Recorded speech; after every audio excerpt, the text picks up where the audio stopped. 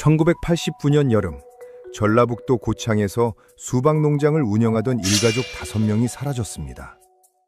땡볕 아래 하루도 빠짐없이 밭을 일구던 농장주 아버지, 그리고 그의 아내와 세 자식 모두. 수확철 한복판에 아무 말도 없이. 이상한 건 농장이 그대로였다는 겁니다. 밭에는 다 익은 수박이 터져가고 있었습니다. 걷어가는 사람도 팔러 나오는 사람도 없었습니다. 마을 사람들은 수군거렸습니다. 빚을 지고 야반도주한 거 아니냐고, 가족끼리 다퉈서 뿔뿔이 흩어진 거 아니냐고.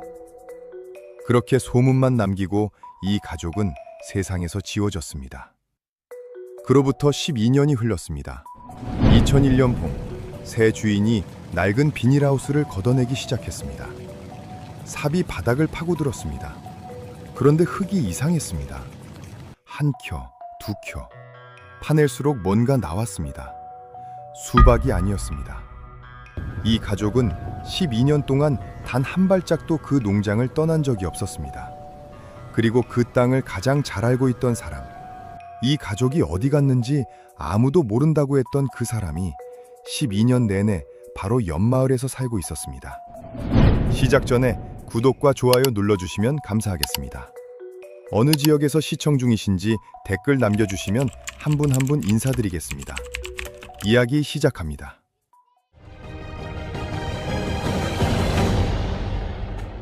(1989년) 여름이라는 계절은 고창에서 가장 바쁜 계절이었습니다.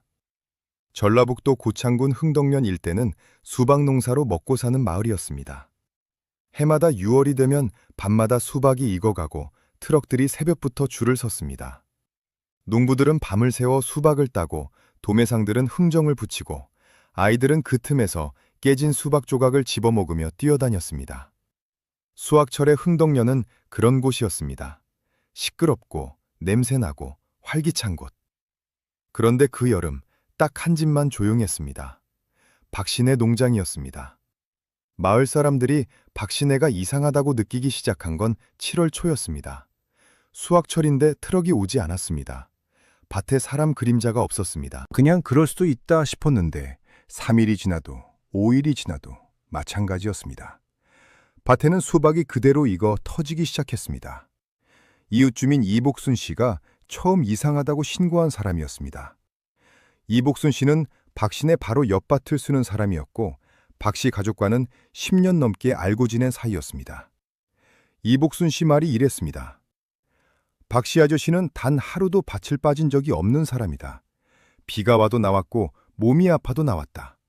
그런데 수확철에 밭을 비운다는 건 말이 안 된다. 박 씨 가족은 5명이었습니다. 가장인 박성칠 씨는 그때 46살이었고 아내 오금래 씨는 42살이었습니다. 그리고 세 자녀, 큰아들 박재환은 16살, 딸 박재희는 13살, 막내 박재민은 8살이었습니다. 이 5명이 1989년 7월 초 3일 안에 동시에 사라졌습니다. 흥덕지서 순경들이 박신의 집을 처음 찾아간 건 7월 8일 오전이었습니다. 대문은 잠겨 있지 않았습니다. 부엌에는 밥이 지어진 채로 쉬어 있었습니다. 세 켤레의 아이 신발이 마루 앞에 가지런히 놓여 있었습니다. 옷장을 열었더니 옷이 그대로였습니다. 이상한 건 또 있었습니다. 박신혜는 닭을 키웠는데 닭장이 열려 있었습니다. 닭들이 밭 사이를 돌아다니며 수박을 쪼아먹고 있었습니다. 마치 누군가 급하게 집을 나서면서 닭장을 미처 닫지 못한 것 같은 모양이었습니다. 순경들은 가출 또는 야반도주로 방향을 잡았습니다. 당시 기준으로 흔한 일이었습니다. 빚을 지고 야밤에 도망치는 집이 적지 않았고 특히 농촌에서는 수확을 못하고 빚이 쌓이면 그냥 사라지는 가정도 있었습니다. 그런데 이웃들 사이에서 반론이 나왔습니다. 박신혜는 빚이 없었다는 겁니다. 오히려 올해 수박이 잘 돼서 꽤 괜찮은 수입이 예상됐다는 말이 있었습니다. 왜 수확 직전에 도망을 칩니까? 이 질문에 순경들은 명확한 답을 내놓지 못했습니다. 그리고 바로 이때 마을에서 한 사람 이름이 떠오르기 시작했습니다. 정혜만 씨였습니다. 옆마을에 사는 40대 남자였는데 박성칠 씨와는 오래된 친구 사이였습니다.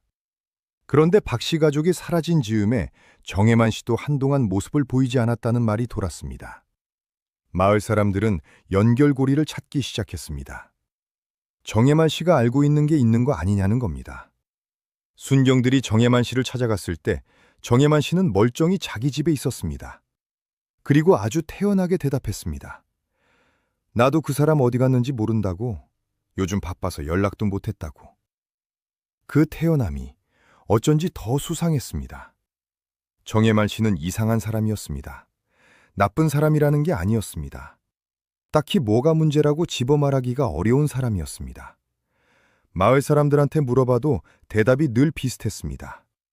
나쁜 사람은 아닌데 뭔가 좀 모르겠다는 겁니다. 정혜만 씨는 박성칠 씨랑 20여 년 전부터 알고 지낸 사이였습니다.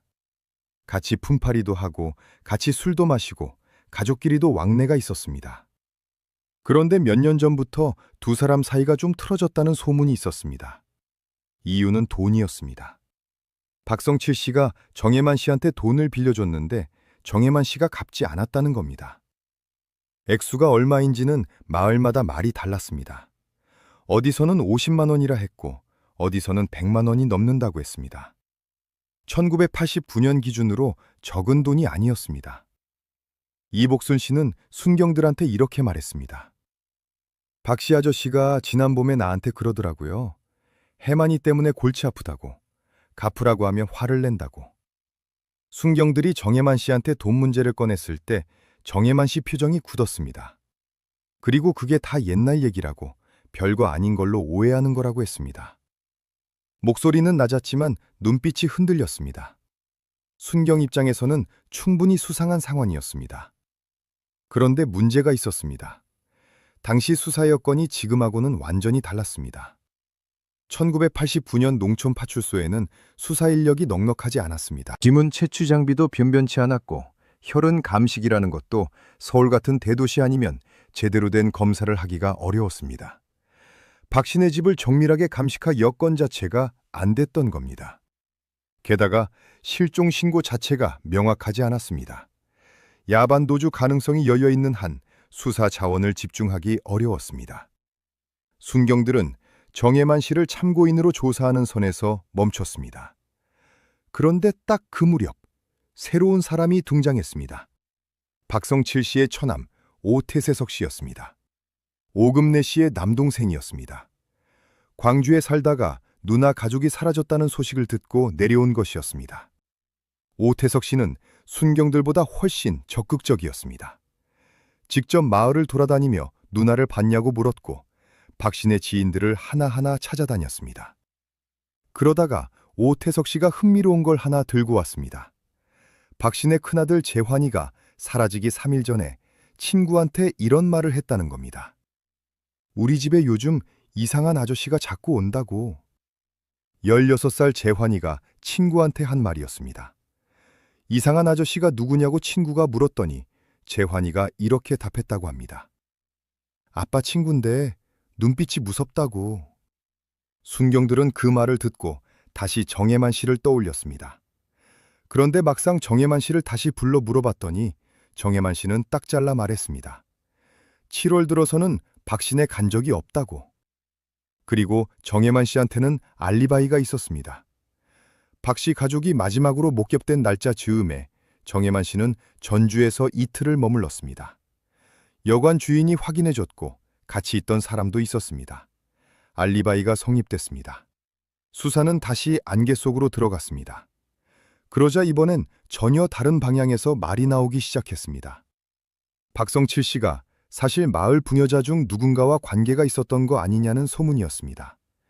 오금래 씨가 그걸 알고 가족을 데리고 가출한 거 아니냐는 겁니다. 소문은 빠르게 퍼졌습니다. 그리고 소문이 퍼지는 동안 정작 중요한 걸 아무도 보지 못하고 있었습니다. 박신의 비닐하우스 바닥이 최근에 고른 흔적이 있다는 사실을 말이죠. 소문이라는 건 참 편리합니다. 진짜를 찾아야 할 사람들이 소문 쪽으로 눈을 돌리는 순간 진짜는 조용히 숨을 죽이고 기다립니다. 박신의 사건이 딱 그랬습니다. 박성칠 씨가 바람을 피웠다는 소문은 순식간에 흥덕면 전체로 번졌습니다. 이름도 나왔습니다. 같은 마을에 사는 최점순 씨라는 사람이었습니다. 40살 안팎의 여성이었고 남편이 도시로 일하러 나가 있어서 혼자 농사를 짓고 있었습니다. 소문의 근거는 박성칠 씨가 최점순 씨 밭일을 자주 도와줬다는 것이었습니다. 농촌에서 이웃 밭일 돕는 건 흔한 일인데도 사람들은 거기서 이상한 의미를 찾으려 했습니다. 순경들이 최점순 씨를 찾아갔을 때 최점순 씨는 펄쩍 뛰었습니다. 박씨 아저씨는 그냥 이웃이고 내 남편도 박씨 아저씨 알고 있고 말도 안 되는 소리라고 했습니다. 울면서 화를 냈습니다. 최점순 씨한테는 확인할 수 있는 게 없었습니다. 불륜의 증거도 없었고 가족 실종과 연결되는 접점도 없었습니다. 소문은 소문으로 끝났습니다. 그런데 소문을 쫓는 동안 오태석 씨는 다른 걸 하고 있었습니다. 오태석 씨는 박씨네 농장 구석구석을 직접 돌아다니고 있었습니다. 순경들이 집안을 중심으로 살폈다면 오태석 씨는 밭과 비닐하우스 쪽을 눈여겨보고 있었습니다. 그러다가 오태석 씨가 이상한 걸 발견했습니다. 비닐하우스가 2동이었는데 그중 작은 하우스 바닥이 이상했습니다. 수박농장 비닐하우스 바닥은 오래되면 흙이 굳고 단단해집니다. 오랫동안 달피고 눌려서 돌처럼 딱딱해지는 겁니다. 그런데 작은 하우스 바닥 한쪽이 유독 흙이 부드러웠습니다. 마치 최근에 누군가 파냈다가 다시 덮은 것처럼. 오태석 씨가 순경들한테 이걸 알렸습니다. 순경들이 와서 봤습니다. 확실히 이상하긴 했습니다. 그런데 문제가 또 생겼습니다. 비닐하우스 바닥을 파보려면 상부 허가가 필요했습니다. 단순 실종 사건으로 분류된 상태에서 사유진의 굴착 수사를 허가받는 건 쉽지 않았습니다. 서류를 올려야 했고 시간이 걸렸습니다. 그 시간이 결국 12일이었습니다. 12일 뒤 허가가 내려왔을 때 비닐하우스 바닥을 팠습니다. 그런데 아무것도 없었습니다. 흙이 부드러운 이유가 있었습니다. 지하에 물이 고이는 지형이라 습기 때문에 흙이 무른 것이라는 설명이 나왔습니다. 전문가 의견도 그쪽이었습니다. 오태석 씨는 납득하지 못했습니다. 그래도 증거가 없으면 어쩔 수 없었습니다. 그리고 사건은 그해 겨울 무렵 사실상 미제로 덮이기 시작했습니다. 형사들 사이에서는 야반도주 쪽으로 의견이 기울었습니다. 공식 기록에는 실종으로 남았지만 실질적인 수사는 멈춘 것이나 다름없었습니다. 오태석 씨만 혼자 광주로 돌아가지 않고 고창에 머물렀습니다. 그런데 바로 그때 전혀 예상하지 못한 사람이 찾아왔습니다. 박성칠 씨의 채권자였습니다. 이름은 황봉수 씨, 전주에서 내려온 사람이었습니다.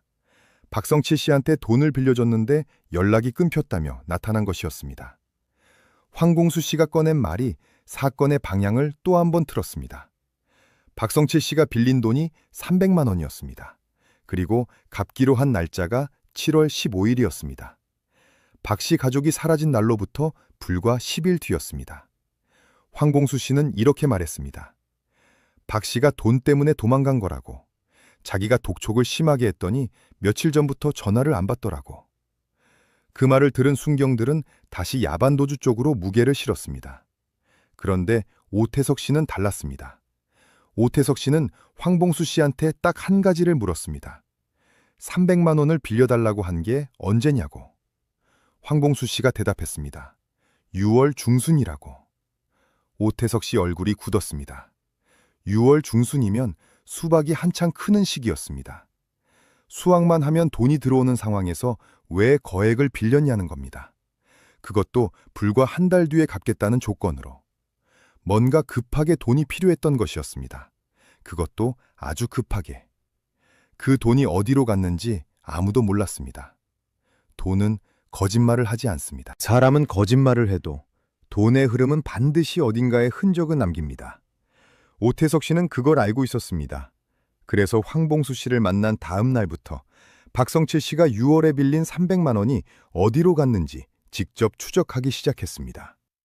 그런데 쉽지 않았습니다. 1989년에는 계좌이체라는 게 지금처럼 흔하지 않았습니다. 농촌 사람들은 대부분 현금으로 거래했습니다. 장부도 없고 영수증도 없었습니다. 돈이 오간 흔적을 찾으려면 사람을 만나는 수밖에 없었습니다. 오태석 씨가 10일 넘게 발품을 팔아서 알아낸 건 이것이었습니다. 박성칠 씨가 그 돈 중 일부를 정혜만 씨한테 건넸다는 겁니다. 정확한 액수는 확인이 안 됐습니다. 하지만 박신혜 농장 인근에서 심부름을 자주 하던 18살짜리 청년이 목격을 했다고 했습니다. 6월 말 박성칠 씨가 정혜만 씨를 만나는 자리에서 봉투 같은 걸 건네는 걸 봤다는 겁니다. 오태석 씨가 이걸 들고 순경들을 찾아갔습니다. 순경들이 정혜만 씨를 다시 불렀습니다. 정혜만 씨는 이번에도 태연했습니다. 박성칠 씨한테 돈을 받은 건 맞는데 그건 예전에 빌린 돈 일부를 갚은 것뿐이라고 했습니다. 오히려 자기가 박성칠 씨한테 빌려준 돈도 있다고 했습니다. 서로 오간 돈이 있다는 겁니다. 장부도 없고 증인도 불분명하고 확인할 방법이 없었습니다. 수사는 또 막혔습니다. 그런데 이번엔 완전히 다른 쪽에서 균열이 생겼습니다. 박신의 큰딸 재희, 13살짜리 재희의 담임 선생님이 찾아온 겁니다. 선생님 이름은 윤선혜 씨, 20대 후반의 여자 선생님이었습니다. 윤선혜 씨는 제이가 사라지기 약 2주일 전에 제이한테 들은 말이 있다고 했습니다. 제이가 학교 끝나고 선생님한테 남아서 이런 말을 했다는 겁니다. 엄마가 요즘 많이 운다고. 윤선혜 씨가 왜 우냐고 물었더니 제이가 이렇게 답했습니다. 아빠가 밤에 어디 가는지 엄마가 모른다고. 그리고 낯선 아저씨가 집에 오면 아빠 얼굴이 하얘진다고. 윤선혜 씨는 그때 대수롭지 않게 넘겼다고 했습니다. 부부싸움 정도로 생각했다는 겁니다. 그런데 가족이 사라졌다는 소식을 듣고 나서야 그 말이 떠올랐다고 했습니다. 낯선 아저씨, 아빠 얼굴이 하얘진다. 오태석 씨는 이 말을 듣는 순간 등골이 오싹했다고 나중에 말했습니다. 황봉수 씨가 돈을 독촉하러 왔던 것과 연결이 됐기 때문입니다. 박성칠 씨가 돈을 갚지 못하는 상황에서 누군가 압박을 가하러 집까지 찾아왔던 거 아니냐는 겁니다. 순경들이 황봉수 씨를 다시 불러 물었습니다. 박신의 집에 직접 찾아간 적 있냐고. 황봉수 씨는 잠깐 뜸을 들이다가 대답했습니다. 한 번 간 적 있다고. 6월 말에 한 번 갔는데 박 씨가 곧 갚겠다고 해서 그냥 돌아왔다고. 그 한 번이라는 말이 사실인지 아무도 확인할 수 없었습니다. 황봉수 씨도 용의선상에 올랐습니다. 그런데 황봉수 씨한테도 알리바이가 있었습니다. 박 씨 가족 실종 시점에 황봉수 씨는 전주에서 지인들과 며칠을 함께 있었습니다. 지인 3명이 모두 같은 진술을 했습니다. 용의자가 2명이었는데 둘 다 알리바이가 있었습니다. 오태석 씨는 밤에 혼자 막걸리를 마시며 생각했습니다. 알리바이가 있다는 게 정말 결백하다는 뜻인지, 아니면 알리바이를 만들 만큼 치밀한 사람이라는 뜻인지. 그리고 그 밤 오태석 씨 방문 앞에 누군가 쪽지를 밀어 넣었습니다. 쪽지에는 딱 한 줄이 적혀 있었습니다. 더 이상 캐고 다니지 말라고.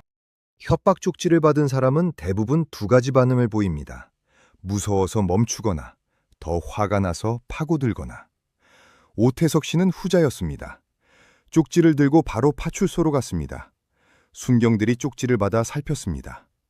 볼펜으로 눌러 쓴 글씨였고 종이는 흔한 공책 낱장이었습니다. 필적 감정을 의뢰하면 되지 않냐고 오태석 씨가 물었습니다. 순경이 난처한 표정을 지었습니다. 당시 필적 감정은 국립과학수사연구소에 의뢰해야 하는데 시간이 몇 달씩 걸리는 데다 단순 협박 쪽지 하나로는 우선순위가 밀린다는 겁니다. 오태석 씨는 허탈했습니다. 그래도 쪽지는 증거물로 접수됐습니다. 그런데 오태석 씨가 숙소로 돌아오는 길에 이상한 걸 목격했습니다. 정혜만 씨가 박신의 농장 쪽 도로를 지나가는 걸 본 겁니다. 밤 9시가 넘은 시각이었습니다. 정혜만 씨는 오태석 씨를 보더니 멈칫하다가 그냥 지나쳤습니다. 눈이 마주쳤는데도 아무 말이 없었습니다. 다음 날 아침 오태석 씨는 마을 어귀에서 뜻밖의 사람을 만났습니다. 박성칠 씨의 먼 친척이라고 자신을 소개한 박동규 씨였습니다. 나이는 50살 안팎이었고 부산에서 왔다고 했습니다. 친척 가족이 사라졌다는 소식을 늦게 들었다며 찾아온 것이었습니다. 박동규 씨는 오태석 씨한테 조심스럽게 말을 꺼냈습니다. 성칠 씨가 사라지기 전에 자기한테 전화를 한 적이 있다는 겁니다. 오태석 씨가 언제냐고 물었습니다. 박동규 씨가 대답했습니다. 6월 말, 수박 수확이 시작되기 직전이었다고. 그 전화에서 박성칠 씨가 한 말이 이랬습니다. 동규 형, 나 좀 무서운 상황이다. 잘 해결되면 나중에 얘기할게. 그게 마지막 연락이었습니다. 오태석 씨는 그 말을 듣고 손이 떨렸습니다. 박성칠 씨 스스로 무섭다고 했습니다. 도망간 사람이 할 말이 아니었습니다. 뭔가로부터 위협을 받고 있었던 겁니다. 박동규 씨의 진술은 사건에 새 바람을 불어넣었습니다. 순경들도 이번엔 다르게 반응했습니다. 상부에 보고가 올라갔고 전주에서 형사 2명이 추가로 내려왔습니다. 형사들이 가장 먼저 한 건 박성칠 씨 주변 인물 관계를 다시 정리하는 것이었습니다. 정혜만 씨, 황봉수 씨, 그리고 이제 박동규 씨까지 세 사람을 놓고 관계도를 그렸습니다. 그런데 조사를 하다 보니 예상치 못한 연결이 나왔습니다. 황봉수 씨와 정혜만 씨가 아는 사이였습니다. 직접적인 친분은 아니었습니다. 황봉수 씨가 전주에서 돈을 굴리는 사람이었는데 정혜만 씨가 몇 년 전에 황봉수 씨한테서도 돈을 빌린 적이 있다는 겁니다. 그 돈도 제때 갚지 못해서 사이가 안 좋아졌다는 말이 나왔습니다. 형사들이 이 연결고리를 잡고 두 사람을 동시에 압박했습니다. 그런데 두 사람 모두 서로 요즘은 연락 안 한다고 했습니다. 공모 가능성을 열어뒀지만 증거가 없었습니다. 수사가 다시 벽에 부딪히려는 순간 이번엔 아이들 쪽에서 단서가 나왔습니다. 박신의 막내 재민이, 8살짜리 재민이와 같은 반이었던 아이의 어머니가 찾아온 겁니다. 그 어머니가 말했습니다. 자기 아들이 재민이한테 들은 말이 있는데 그게 자꾸 마음에 걸렸다고. 재민이가 사라지기 며칠 전에 친구한테 이런 말을 했다는 겁니다. 우리 집 마당에 아저씨들이 와서 아빠랑 싸웠는데 아빠가 울었다고. 8살 아이가 친구한테 한 말이었습니다. 아빠가 울었다는 말. 46살 농장주가 울었습니다. 그것도 마당에서 누군가와 싸우다가. 형사들은 그 아저씨들이 누구인지 찾기 시작했습니다. 그런데 마을 사람 중에 그 장면을 목격한 사람이 아무도 없었습니다. 박신의 집은 마을 끝자락, 밭 사이에 있어서 이웃집과 거리가 있었습니다. 목격자가 없었습니다. 단서는 있는데 잡히지 않았습니다. 실마리는 보이는데 당길 수가 없었습니다. 그리고 그 겨울, 전주에서 내려온 형사 2명이 다른 사건으로 차출되면서 고창을 떠났습니다. 수사 인력이 다시 줄었습니다.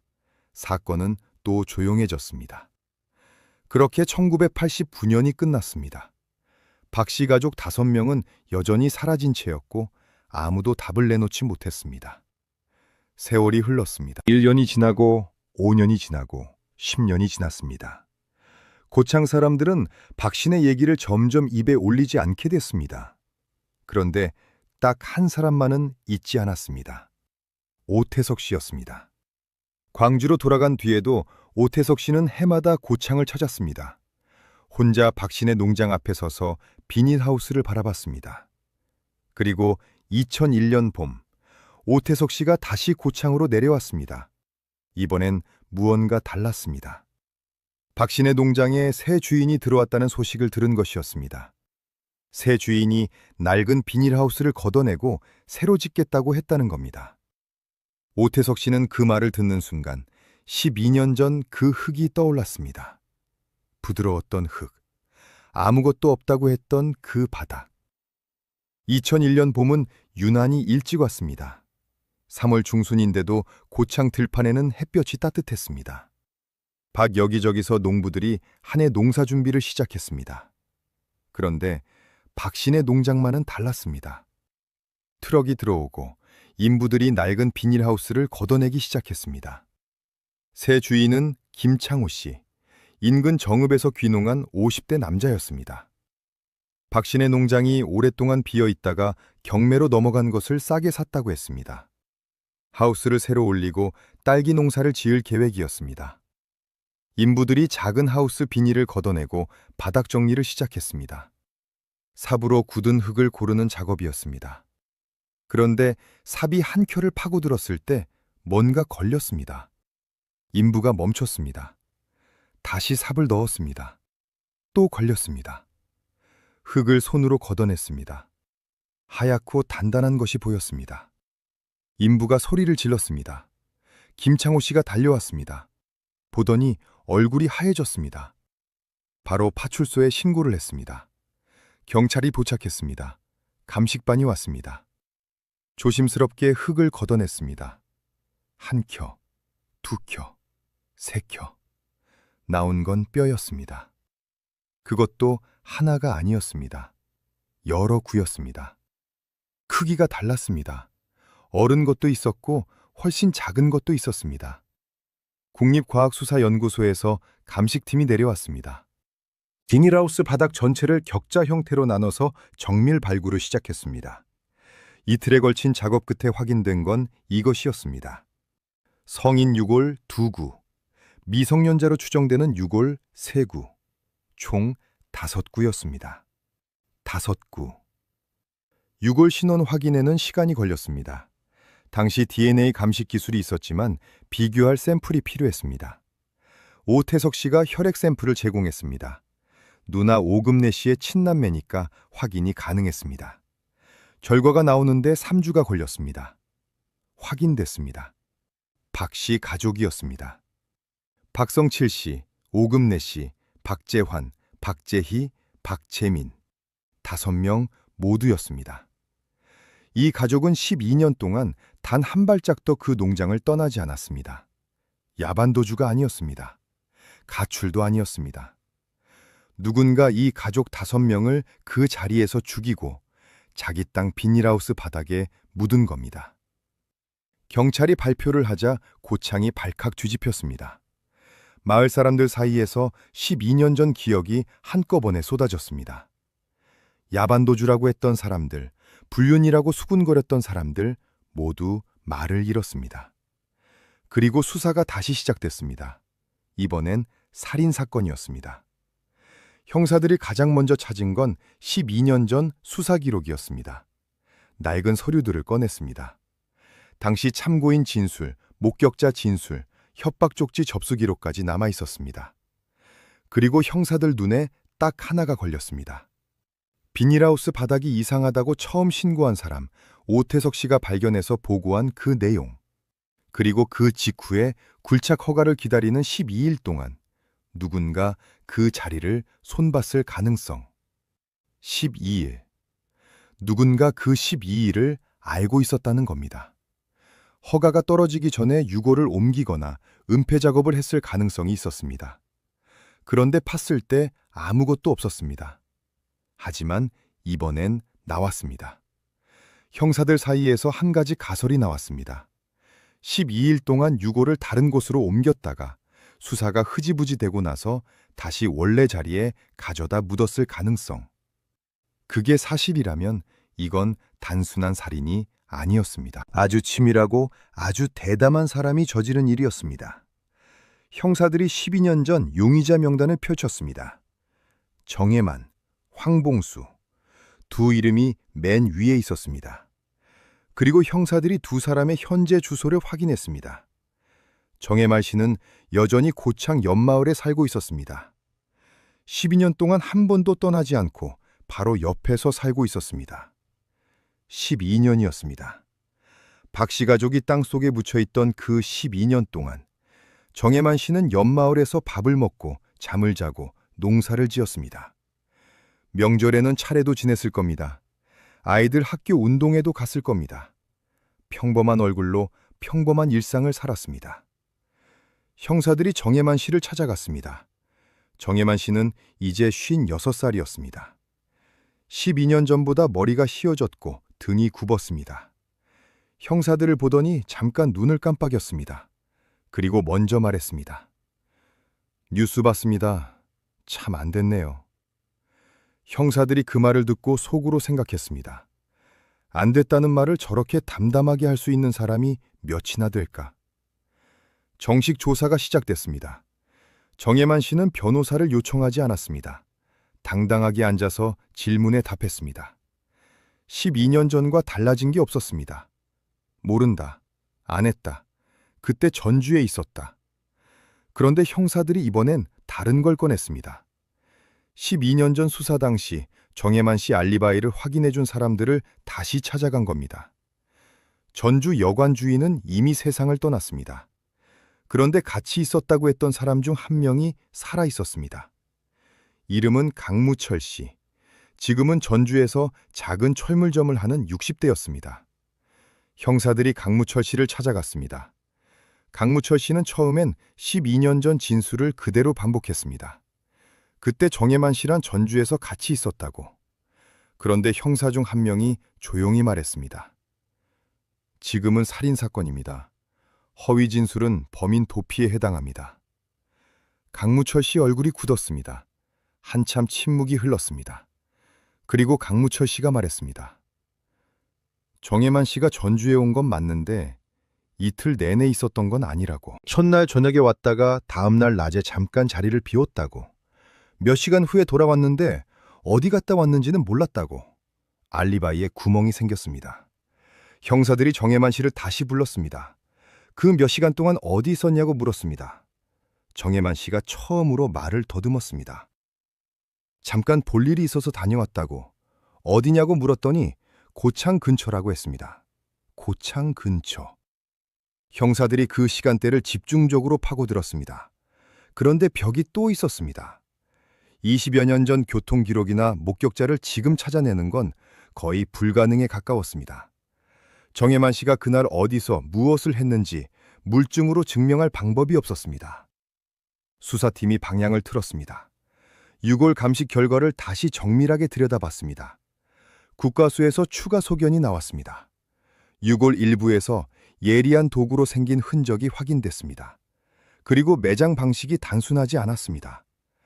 5굴을 같은 구덩이에 한꺼번에 묻은 게 아니었습니다. 2곳으로 나눠서 묻혀 있었습니다. 어른 유골과 아이 유골이 따로 구분돼 있었습니다.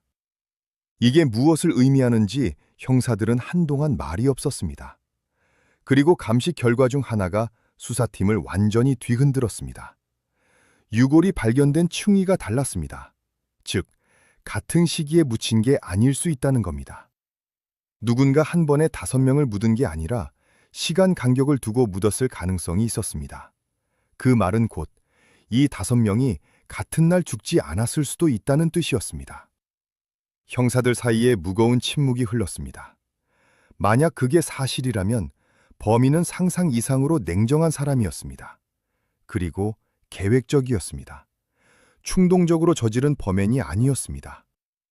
오태석 씨는 이 내용을 형사한테 전해들었습니다. 그리고 한 가지를 떠올렸습니다. 12년 전 박성칠 씨가 부산의 박동규 씨한테 전화를 한 날짜, 6월 말이었습니다. 무섭다고 했습니다.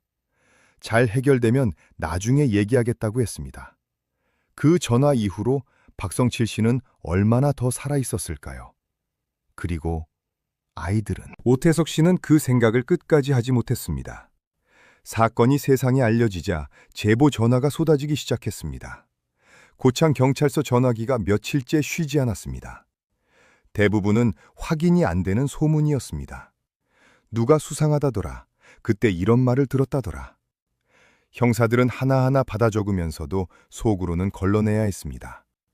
제보가 많다고 수사가 빨라지는 게 아니었습니다. 오히려 가짜 단서가 늘어날수록 진짜를 찾기가 더 어려워졌습니다. 그런데 그 수많은 전화 중에 형사들이 귀를 쫑긋 세운 게 하나 있었습니다. 전화를 건 사람은 이름을 밝히지 않았습니다. 목소리는 나이든 여자였습니다. 그 사람이 말했습니다. 정혜만 씨 아내한테 물어보세요. 그 사람이 알고 있어요. 그게 전부였습니다. 전화는 끊겼습니다. 형사들이 정혜만 씨 아내를 찾아갔습니다. 이름은 유점순 씨, 52살이었습니다. 조용하고 마른 여자였습니다. 형사들이 들어서자 손을 무릎 위에 모으고 눈을 내리깔았습니다. 처음엔 모른다는 말만 했습니다. 남편 일은 잘 모른다고, 그냥 농사 짓고 사는 사람이라고. 그런데 형사 중 한 명이 천천히 말했습니다. 유점순 씨, 지금 5명이 죽었습니다. 그 중에 8살짜리 아이도 있었습니다. 유점순 씨 눈이 흔들렸습니다. 한참 뒤에 유점순 씨가 입을 열었습니다. 1989년 여름, 남편이 며칠 동안 집에 들어오지 않은 적이 있었다고 했습니다. 나중에 들어왔을 때 옷에 흙이 잔뜩 묻어 있었다고. 어디서 뭘 했냐고 물었더니 밭일 도와줬다고 했다는 겁니다. 그런데 손이 떨리고 있었다고. 밭일하고 온 사람 손이 그렇게 떨리진 않는다는 걸 유점순 씨는 알고 있었습니다. 그게 다였습니다. 유점순 씨는 그 이상은 묻지 않았다고 했습니다. 무서워서. 알게 되면 어떻게 될지 몰라서. 형사들이 정혜만 씨를 긴급 소환했습니다. 이번엔 분위기가 달랐습니다. 형사들이 유점순 씨 진술을 꺼내자 정혜만 씨 얼굴이 처음으로 굳었습니다. 손가락이 테이블 위에서 미세하게 움직였습니다. 그래도 입을 열지 않았습니다. 형사들이 전략을 바꿨습니다. 정혜만 씨한테 황봉수 씨 얘기를 꺼낸 겁니다. 황봉수 씨가 이미 다 얘기했다고, 정혜만 씨 몫이 따로 있다는 걸 안다고 했습니다. 사실이 아니었습니다. 황봉수 씨는 아무 말도 하지 않았습니다. 형사들의 도박이었습니다. 정혜만 씨가 잠깐 눈을 감았습니다. 그리고 말했습니다. 나는 죽이지 않았다고. 형사들이 숨을 죽였습니다. 정혜만 씨가 천천히 말을 이어갔습니다. 황봉수 씨가 자기한테 부탁을 했다는 겁니다. 박성칠 씨한테 돈을 받아내야 하는데 같이 가서 압박을 좀 해달라고. 그래서 같이 갔다고. 그런데 황봉수 씨가 박성칠 씨랑 말다툼을 하다가 일이 커졌다고. 자기는 말리려고 했는데 어쩔 수가 없었다고. 그 다음 말은 하지 않았습니다. 형사들이 물었습니다. 아이들은요? 정혜만 씨가 고개를 숙였습니다. 대답이 없었습니다. 그 침묵이 모든 걸 말하고 있었습니다. 정혜만 씨는 그날 이후 진술을 거부했습니다. 변호사를 불렀고 입을 닫았습니다. 그러나 이미 균열은 시작됐습니다. 형사들이 황봉수 씨를 찾아 나섰습니다. 황봉수 씨는 2001년 당시 대전에서 살고 있었습니다. 형사들이 찾아갔을 때 황봉수 씨는 문을 열어줬습니다. 그리고 형사들 얼굴을 보더니 이렇게 말했습니다. 올 줄 알았습니다. 지금 이 이야기를 듣고 계신 여러분, 여기서 잠깐 멈추고 싶습니다. 이 사건을 파헤치는데 오태석 씨 혼자 12년을 버텼습니다. 오늘 이 이야기가 의미 있으셨다면 구독과 좋아요 한 번씩 눌러주세요. 여러분의 댓글 하나가 이런 이야기를 계속 세상에 꺼낼 수 있는 힘이 됩니다. 황봉수 씨가 자리에 앉았습니다. 형사들도 앉았습니다. 황봉수 씨가 말했습니다. 어디서부터 들으시겠냐고. 황봉수 씨는 담배를 한 대 피워 물고 나서 입을 열었습니다. 1989년 6월 박성칠 씨한테 돈을 빌려준 건 맞다고 했습니다. 그런데 그게 단순한 돈 거래가 아니었다고 했습니다. 황봉수 씨는 당시 전주 일대에서 사채업을 하고 있었습니다. 겉으로는 농자재 도매상이었지만 실제로는 급전이 필요한 농민들한테 높은 이자로 돈을 빌려주는 일을 했습니다. 박성칠 씨가 처음 황봉수 씨를 찾아온 건 1988년 가을이었습니다. 그해 수박 농사가 냉해로 반 이상 망했습니다. 박성칠 씨는 이듬해 농사 미천을 마련하려고 150만 원을 빌렸습니다. 월 4할이었습니다. 한 달에 원금의 40%에 가까운 이자였습니다. 농촌 사람들이 잘 몰라서 당하는 구조였습니다. 1989년 봄이 됐을 때 박성칠 씨 빚은 이미 300만 원을 넘어 있었습니다. 수박 농사가 잘 돼도 그 돈을 한꺼번에 갚는 건 버거웠습니다. 황봉수 씨가 6월에 300만 원을 더 빌려준 건 박성칠 씨 제안이 아니었습니다. 황봉수 씨 쪽에서 제안한 거였습니다. 수확하면 한꺼번에 갚으면 된다고, 그때 이자까지 다 정리하자고 했습니다. 박성칠 씨 입장에서는 거절하기 어려운 상황이었습니다. 그리고 7월이 됐습니다. 수확철이었습니다. 황봉수 씨가 정혜만 씨를 데리고 박씨네 농장으로 갔습니다. 돈을 받으러 간 게 아니었습니다. 황봉수 씨 말을 그대로 옮기면 분위기를 잡으러 갔다는 겁니다. 수박을 팔아서 돈이 생기면 딴 데 쓸 생각 말고 자기한테 먼저 가져오라는 걸 확실히 해두려고. 그날 밤 박씨네 집에서 무슨 일이 있었는지 황봉수 씨는 처음에 말을 아꼈습니다. 형사들이 기다렸습니다. 황봉수 씨가 담배를 비벼 끄고 새로 하나를 꺼냈습니다. 그리고 말했습니다. 박성칠 씨가 돈을 못 갚겠다고 했다는 겁니다. 수박을 팔아도 이자까지 한꺼번에 갚기엔 턱없이 부족하다고. 이자를 줄여달라고 했다는 겁니다. 황봉수 씨가 거절했습니다. 말다툼이 커졌습니다. 그 과정에서 정혜만 씨가 박성칠 씨를 밀쳤고 박성칠 씨가 넘어지면서 머리를 부딪혔다는 겁니다. 황봉수 씨는 그게 사고였다고 했습니다. 형사들이 조용히 물었습니다. 그 다음은요? 황봉수 씨가 긴 침묵 끝에 말했습니다. 오금래 씨가 봤다고. 마루에서 다 보고 있었다고.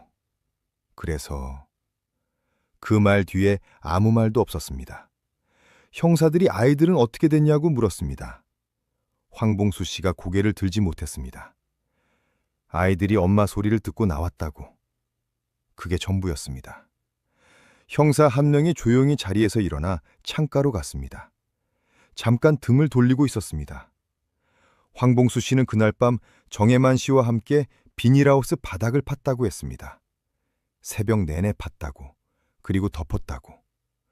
그런데 며칠 뒤 오태석 씨가 그 바닥이 이상하다고 신고했고 굴착 허가를 기다리는 12일 동안 황봉수 씨와 정혜만 씨가 유골을 다른 곳으로 옮겼다고 했습니다.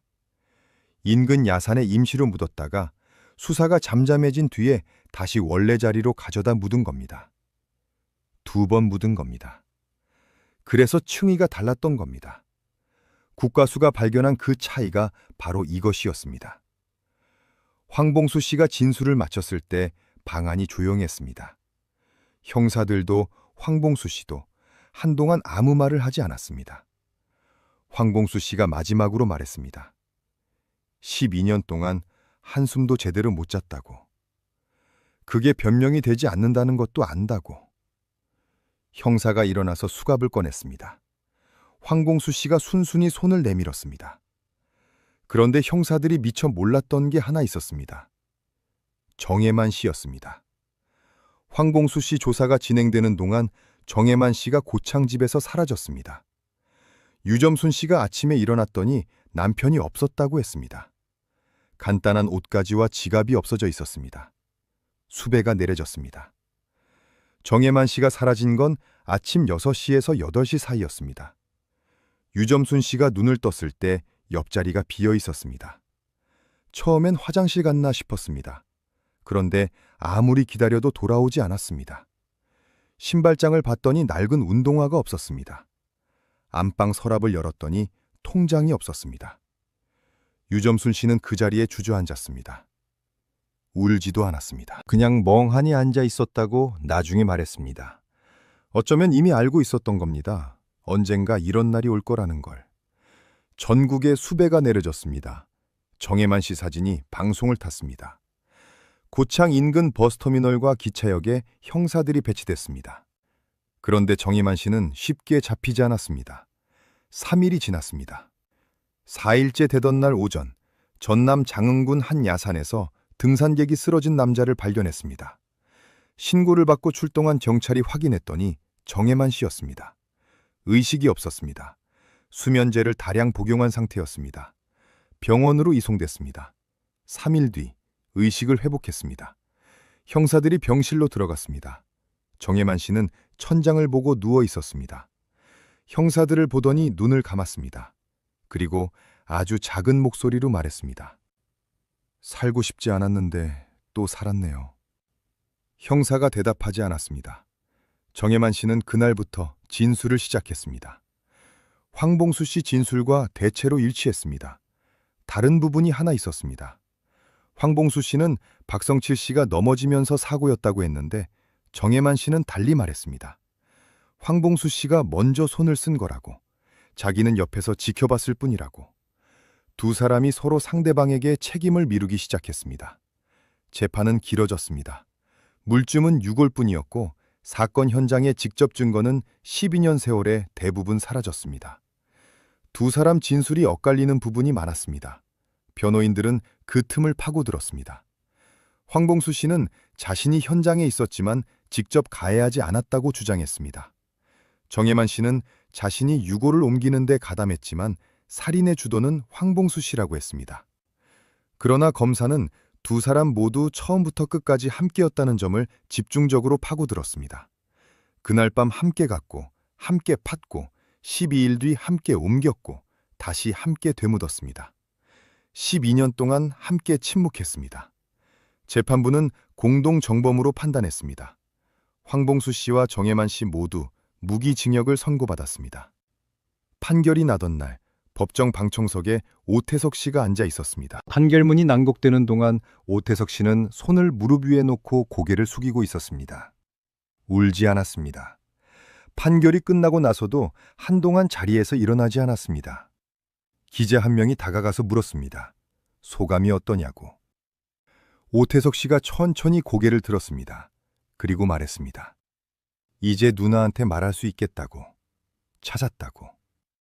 그게 전부였습니다. 오태석 씨는 판결 소식을 전화로 먼저 들었을 때 아무 말도 못했다고 나중에 말했습니다. 그냥 창밖만 바라봤다고.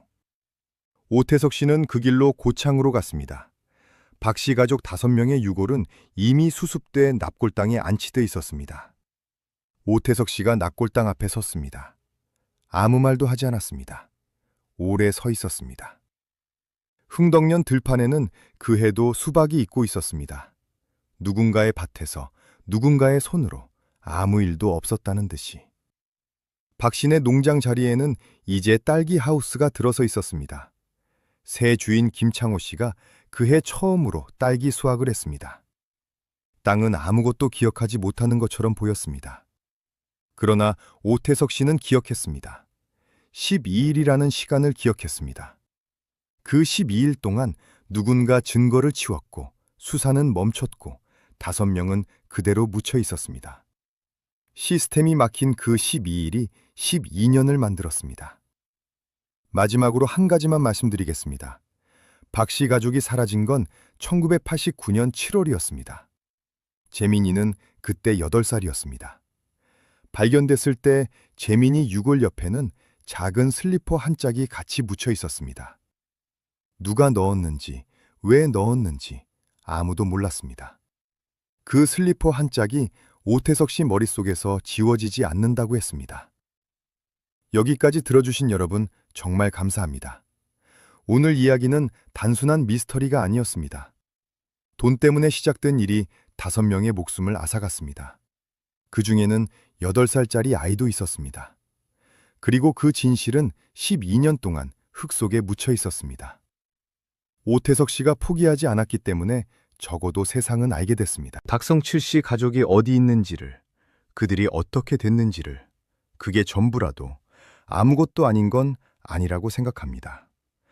오늘 이야기를 들으시면서 어떤 장면이 가장 마음에 남으셨나요? 재민이 슬리퍼였나요? 오태석 씨가 납골당 앞에 섰던 장면이었나요? 아니면 12년 동안 옆마을에서 살았던 그 사람이었나요? 댓글로 남겨주시면 한 분 한 분 다 읽겠습니다. 이런 이야기를 계속 세상에 꺼내려면 여러분의 힘이 필요합니다. 구독과 좋아요는 저한테 다음 이야기를 찾아올 이유가 됩니다. 아직 구독 안 하신 분들 지금 눌러주시면 감사하겠습니다. 알림 설정까지 해두시면 다음 이야기 놓치지 않으실 수 있습니다. 다음 이야기로 또 찾아오겠습니다.